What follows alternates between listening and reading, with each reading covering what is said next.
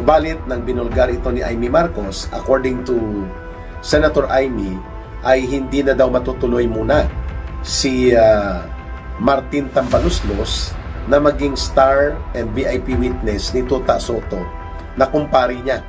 Kumpari niya ni Ping Lacson, ni Martin Tambaluslos, si Tuta Soto sa kasal ng inaanak nilang si Congressman Arjo Atayde. Ito ang Wow Trending. Ikinagulat ng mga netizen ang pahayag ni Senador Amy Marcos na babaliktad na daw si Orly Gutesa matapos na isiniwalat ni Gutesa na si Zaldico at Martin Tambaluslos Romualdez ang humakot sa pera ng kaban ng bayan. Babaliktad na daw si Orly Gutesa. Nagbabala si Senadora Amy Marcos na ilan sa mga testigo ng kontrobersyal na flood control anomalies, kabilang na dito si Orly Gutesa, ay posibleng bawiin ang kanilang mga testimonya dahil sa matinding pananakot at panggigipit.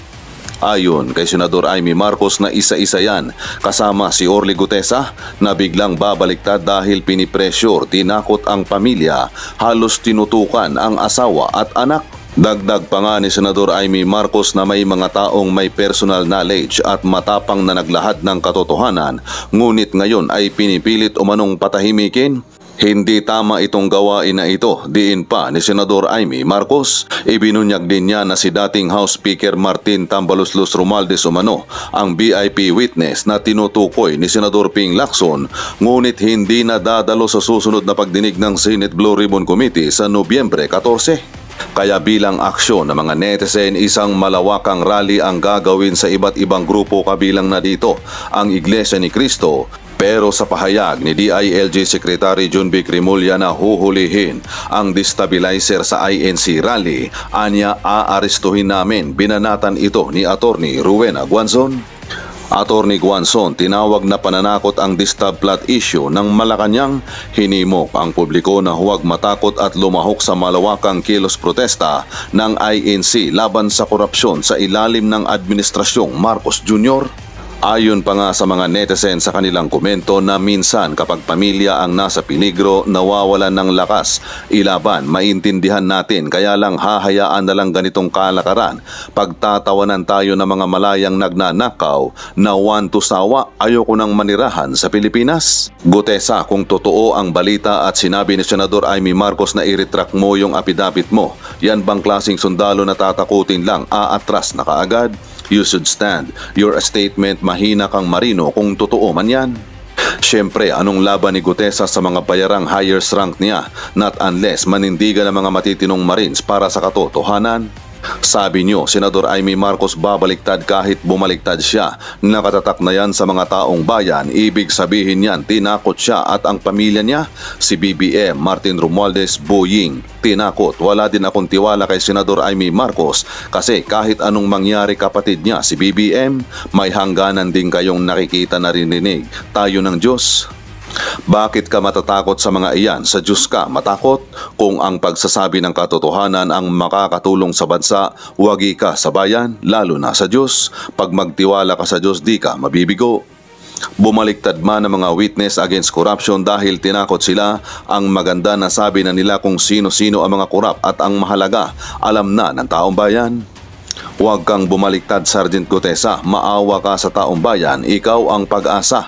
Marami kaming mahihirap. Wala ng bahay. Naanod na sa baha. Mga kababayan, mga kasama, puntuhan po natin at bibigyan ng pananaw itong pahayag na ginawa ni Senator Amy Marcos sa Senado, kung saan dalawang bagay ang kanyang binigyan ng diin. Na una, na ibulgar na si Martin Romualdez ay nagmamaniobra para palabasin at gagamitin niya ang Senate Blue Ribbon Committee bilang plataforma sa kanyang propaganda gimmick. Na kunwa-kunwari ang inosente siya at siya pala ang itinuturong VIP witness ni Ping Lacson at ni Tuta Soto upang gamitin ang oportunidad sa Senate Blue Ribbon Committee upang atakihin ang mga testigo na nagbibigay ng mga pagsambulat ng testimonya. At kasama dito ang sindikato ng mga grupo at alipores niya sa Kongreso. Subalit nang binulgar ito ni Amy Marcos, according to Senator Amy, ay hindi na daw matutuloy muna si Martin Tambaluslos na maging star and VIP witness ni Tuta Soto na kumpari niya. Kumpari yan ni Ping Lacson, ni Martin Tambaloslos, si Tuta Soto sa kasal ng inaanak nilang si Congressman Arjo Atayde at si Maine Mendoza. No? Si Arjo Atayde, itinuturo ito ng mag-asawang Diskaya sa kanilang affidavit na pasimuno ng isa sa mga flood control projects na mga ghost o pinagkakitaan at humihingi ng milyong-milyong limpak-limpak na kita ng pangungutong sa proyekto according sa pagpapahayag na ginawa ni Sara at Carly Diskaya. So, dyan sila nagkumpari.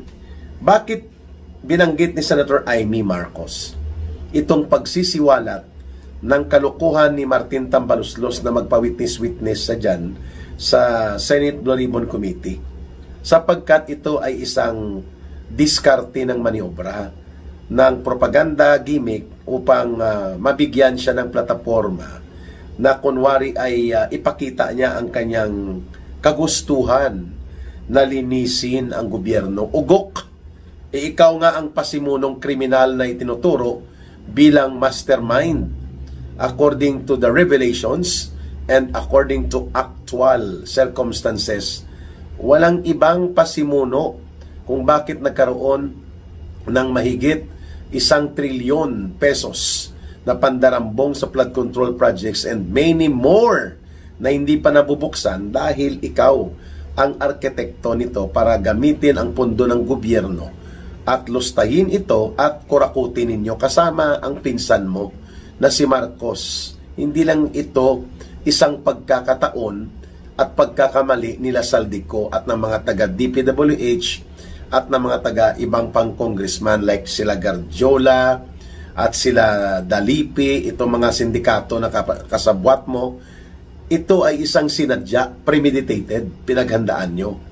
Kaya mabuti na ibinulgar ito ni Senator Amy Marcos sapagkat malinaw na ang mga ginagawa ngayon nila Tito Soto at nila Ping Lacson at ng aliporis nila sa majority block ng mga senador ay pagtakpan at ilihis ang totoong issue ng pananagutang kriminal nila Marcos at Romualdez sa karumal-dumal na krimen ng pandarambong at pagnanakaw sa kaban ng bayan na ginawa nila through the mutilated budget, yung pangsindikato sa budget at iba't ibang forma ng pagpapalusot ng pondo to the point na sa Ilocos Norte pala lamang ang mga Marcoses, lalo na itong anak ni Bongbong Marcos Jr., billion-billion po ang flood control projects.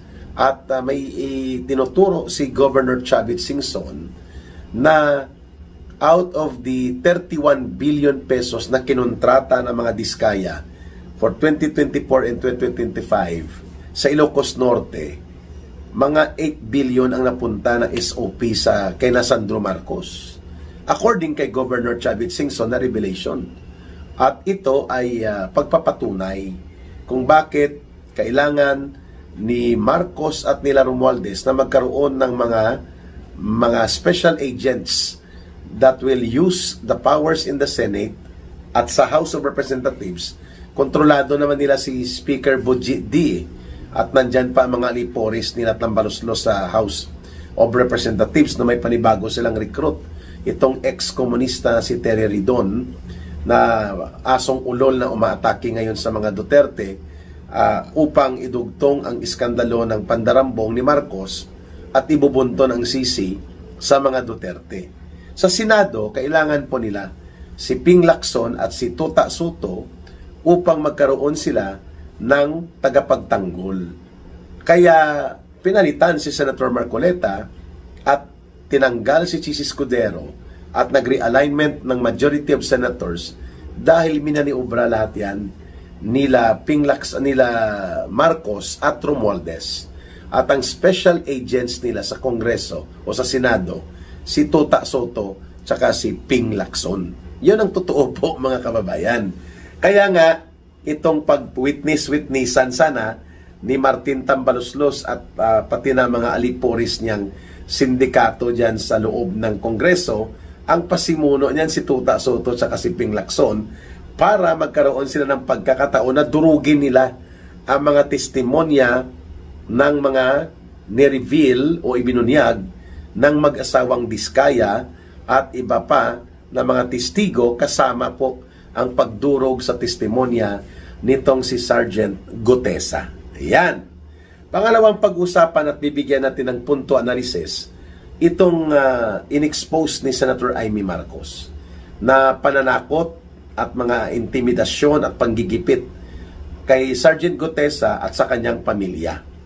At ibinunyag ni Senator Amy Marcos na pwede pong mag-recant o magbawi ng kanyang salaysay si Sergeant Gutesa dahil sa pressure, threat to life and security ng kanyang pamilya at pati na rin po sa kanyang personal na kaligtasan.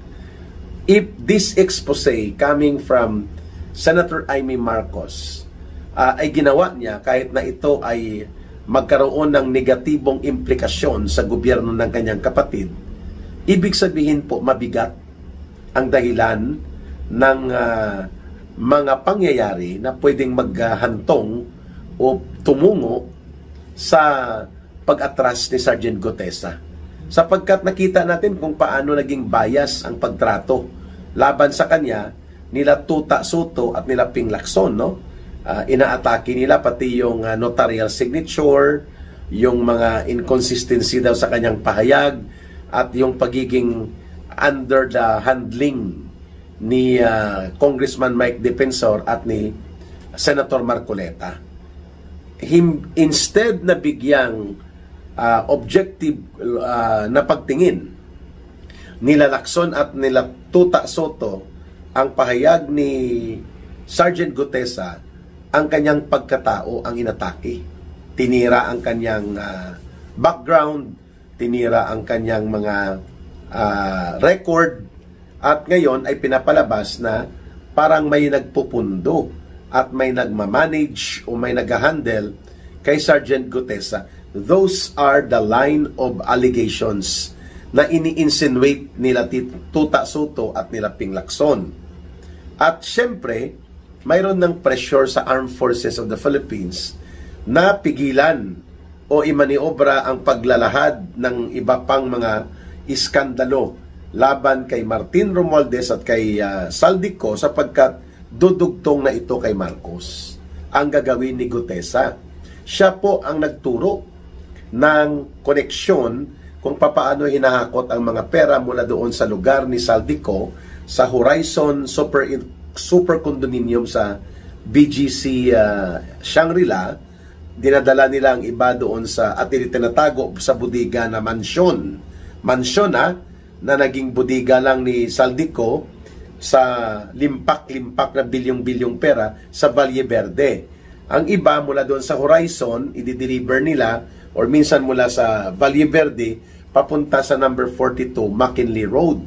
At ang number 42 McKinley Road na address ay nandyan po ang isa sa mga mansyon ni Martin Tambaluslos, at dyan dinideliver nila Sergeant Gutesa ang milyon-milyon na pera na nakamaleta, no? Minsan daw 10 maleta o 8 maleta na naglalaman ng 40 to 50 million pesos. So that's around 400 million pesos per delivery. Minsan dinadala nila sa Nara Street. Ang Nara Street po, ito ay isa sa mga address din na nandyan ang isa sa mga bahay ni Martin Tambaluslos sa loob ng Forbes Park. At ang isang address na binanggit ni Sergeant Gutesa ay itong Aguado Street na nasa malapit lang sa Malacanang, near the Malacanang compound. At dyan nagkikita sila Tambaluslos, sila Marcos, ang mga pinapatawag nila na mga taga-Comelec, mga iba pang politiko na gusto nilang i-meeting na hindi makikita doon sa loob ng Malacanang. Diyan po nagmi-meet sila Marcos at Romualdez sa isang bahay na nasa Aguado Street, katabi lang po ng Malacanang. Ayan. So, nagbigay po ng direktang link of the criminal trails itong pagbubunyag na ginawa ni Sergeant Gutesa sa naging pahayag at paglalantad na ginawa naman nila Curly Diskaya at Sara Diskaya sa kanilang sinumpaang salaysay or joint affidavit. Ngayon, dahil nagtutugma na ito, to the rescue ngayon si Tota Soto at si Ping Lacson bilang special agents ni Marcos at Romualdez sapagkat nai-establish na ang criminal trails dito sa paglalantad ni Sergeant Gutesa mula doon sa naunang pahayag at testimonya na ginawa ng mag-asawang Diskaya. There is now a direct link between Saldico, Martin Romualdez, and towards Bongbong Marcos. At marami pang mga gustong lumantad na mga naging dating detailed as security kay Saldico at nag-e-extra din po papunta kay Martin Romualdez at naging bahagi nitong mga deliveries ng mga limpak-limpak na salapi na ang pinagmulan ay ang pinagkukurakot nila Saldico sa buong Pilipinas gamit po ang disguised na flood control projects. So kung totoo at mangyayari ang inihayag kanina ni Senator Amy Marcos, this is not a good indicator na ang mga gustong tumulong at maglantad ng katotohanan ay sila pa ang kinakasuhan, hinaharas, tinatakot at piniperwisyo ng gobyernong ito ni Marcos at ni Romualdez. Wala nang mangyayari na magtitistigo pa kung hindi kayang proteksyonan ng Senado kung saan nandyan po ang Senate Blue Ribbon Committee. Kaya hindi po ako magtataka at maintindihan ko sakali pong mag-give in o maapektuhan at magkaroon po ng panghihinaan siya ng kalooban niya itong si Sergeant Gutesa. Kahit sino man siguro kung hindi mo maramdaman na may maaatrasan ka, may maaasahan kang proteksyon, magkakaroon ka talaga ng epekto sa pressure, psychological, emotional, at siyempre, pati na sa iyong disposition. So maganda at ito ay inilantad ng maaga ni Senator Amy Marcos na mayroon palang layunin na talagang ma-eliminate na ang ano pa mang karagdagang mga ihahayag na mga salaysay at pagbubunyag ni Sergeant Gutesa. At kung makikita ito ng iba pang whistleblowers o mga gustong tumistigo mula doon sa mga dating staff at naging security detail kay Saldico at nagkakaroon ng direktang kaalaman kung paano gumagalaw ang mga pinagdambong at dinurubo na perang ito at sino-sino mga involved at konektado para hindi na sila magkaroon pa ng lakas ng loob na gumawa ng kanilang salaysay at pagtitistigo, wawasakin na at paatrasin na ng tuluyan sa pagiging testigo itong si Sergeant Gutesa. And that is exactly in the playbook of Martin Tambaluslos and Bongbong Marcos. Kagaya ng pagpapatakas nila kay Saldico.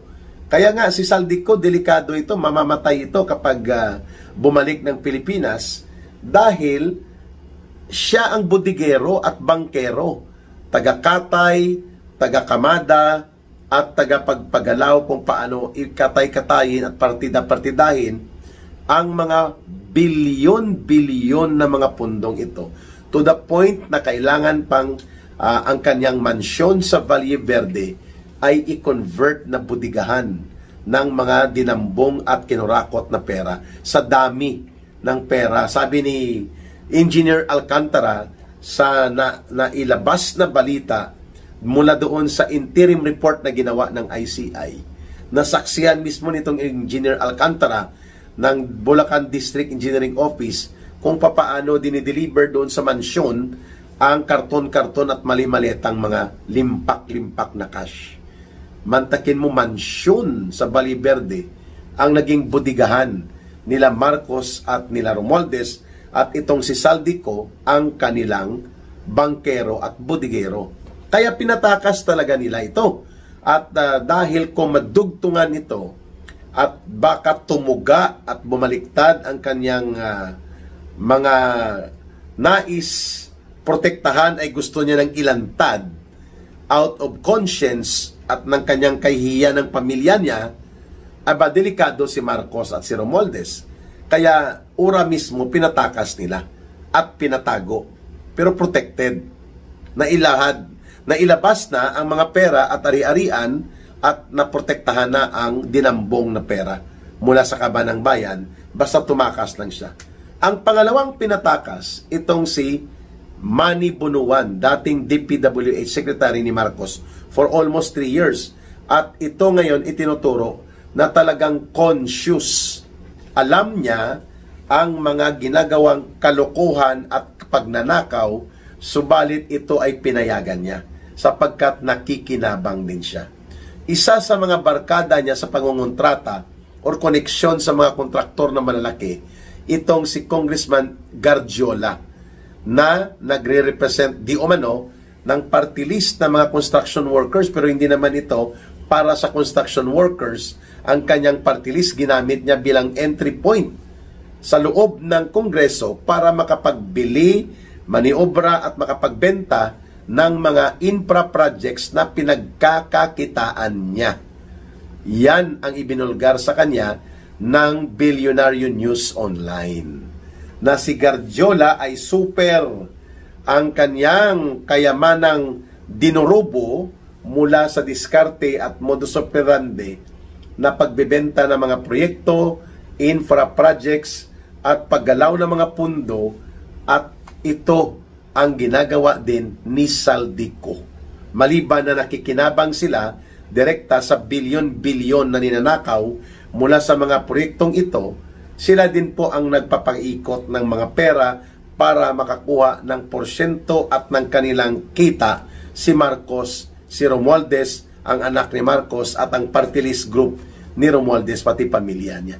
Same feathers. Kaya nga ang sabi ng mga ibang mga loko-loko sa quotation, ang original quotation, birds of the same feathers flock together. Dito kay Marcos, kay Romualdez, kay Saldico, kina Garjola at sa mga sindikato nila, hindi po birds of the same feathers flock together, kundi birds of the same feather flock together or birds of the same feather plunder and steal together. Kasi nga umabot sa mahigit 1 trilyong pesos po sa flood control projects alone ang nawala sa loob ng 3 taon ni Marcos. At isa ito, si Bunuan, ang key operator. Saldico sa Congress, may Bunuan ka dito, at may mga kontraktor ka kagaya nila Garjola na gumagalaw din ka sa kagaya ni Saldico, at mayroon kang mga diskaya contractors at iba pang mga sindikato at kriminal na mga contractors na lahat ay interconnected. Kaya isa itong malaking conspiracy. The grand conspiracy of plunder and robbery of government funds and people's money by the very government that should have protected the people's money o yung pundo ng mamamayan sa loob ng gobyerno. Ang nagnakaw, gobyerno mismo, pinagnakawan niya ang sarili niya.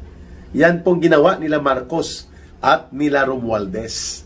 At kaya nga, pinatakas na nila pangalawa, ito si Bunuan. Itong sila Manny Bunuan na naging DPWH Secretary ni Marcos, at itong sila Saldico, at iba pang mga hindi pa lumalantad, may malaking possibility po na ito ay ipapapatay. Tinatakot na nga ngayon at gusto ng gawan ng masamang hakbang. Tinanong si Senator Amy kung sino ang gumawa. Sabi niya, alam nyo na kung sino ang makikinabang, yun ang gumawa at kung sino ang may kapasidad.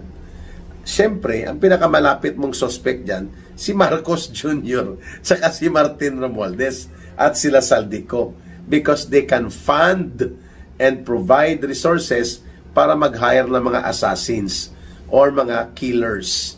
At hindi malayong mangyari yan kay Saldico. Hindi malayong mangyari yan kay Bunuan. Hindi sa immediate na panahon, ay sa panahon po na baka tumistigo sila at talagang madidiin at malulugmok na ang gobyernong bulok na ito ni Marcos at nila Romualdez. Kaya kahit may ILBO or Immigration Lookout Bulletin po itong si Bunuan, dahil baka ikanta niya ang mga contractors na pinagkukunan nila ng pera nila Saldico at nila Garjola para magkapartida kay Martin Romualdez at kay Marcos, edi pinatakas na.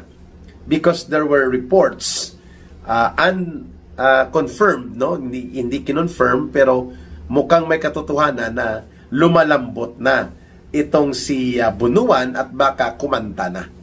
At kapag kumanta ito, malamang sa malamang ay sintonado dahil sablay dito si Marcos at sila Romualdez. Kaya hindi po nararapat na palalampasin po natin itong pananakot sa mga witnesses, pangbabaluktot at panggigipit, sapagkat iyan po ay napakasamang gawain na kung sino pa ang gustong maglantad ng katotohanan, tumulong para magbigay ng testimonya at kaliwanagan sa mga malawak na sindikato ng pagpapatupad ng malawakang korupsyon at pandarambong, ang kung sino pang gusto maging testigo, yun pa ang minamasama, yun pa ang pinaparusahan, yun pa po ang iniipit at ginigipit ng todo-todo. Kaya po, ang dahilan nito, umaatras sila. At ito ngayon ang ibinunyag ni Senator Amy Marcos, sapagkat mukhang nagreklamo na ang pamilya ni Sergeant Gutesa at ipinaabot na siguro ito sa ilang mga senador na baka bumawi na lang ng kanyang naunang salaysay, babawiin na lang ni Sergeant Gutesa kung hindi lang naman din siya mapapangalagaan, pati po ang kanyang pamilya. At ito ngayon ay napakalaking iskandalo that needs to be exposed to the people, na umaabot na sa antas ng pananakot ng mga testigo, panggigipit at mga kung ano-anong mga masasamang gawain na takbang, to the point na ang ilang mga senador ay nakikipagsabwatan pa sa gobyerno ni Marcos at ni Romualdez na ito upang mailihis, maputol at mapagtakpan lamang ang pagsasambulat at paglalantad ng criminal trails of accountability and connection of Marcos and Romualdez dito sa usapin ng crime of the century, which is ito nga, ang over 1 trillion pesos na pagkawala at ninakaw, dinurubo at kinulimbat na pundo ng bayan, na kahindik-hindik at karumaldumal na nangyari sa ilalim ng administrasyon ni Marcos at nila Romualdez ngayon. At may kalukuhan pa at katarantaduhan si Romualdez na magkunwa-kunwari ang testigo, ang kulukoy, siya nga ang mastermind. Ayun. And dahil dyan, sa November 14, abangan natin kung sino ang matitira sa mga sinasabing surprise and VIP witnesses ni Tota Soto